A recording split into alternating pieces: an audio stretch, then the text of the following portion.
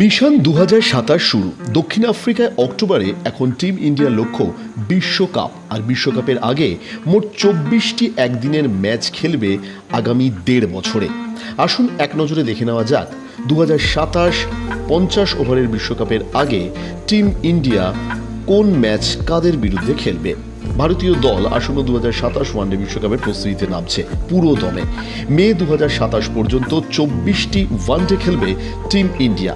কার বিরুদ্ধে কটা করে খেলবে দেখুন। ৩টি ওয়ানডে খেলবে বাংলাদেশের বিরুদ্ধে, 3টি ওয়ানডে খেলবে অস্ট্রেলিয়ার বিরুদ্ধে, এরপর 3টি ওয়ানডে খেলবে দক্ষিণ আফ্রিকার বিরুদ্ধে, তারপর আফগানিস্তানের বিরুদ্ধে খেলবে 3টি করে ওয়ানডে, এরপর ইংল্যান্ডের বিরুদ্ধে 3টি ওয়ানডে এবং ওয়েস্ট ইন্ডিজের বিরুদ্ধে 3টি ওয়ানডে। এর পরপরই নিউজিল্যান্ডের বিরুদ্ধে 3টি একদিনের ম্যাচ খেলবে এবং তারপর শ্রীলঙ্কার বিরুদ্ধে 3টি একদিনের ম্যাচ খেলবে।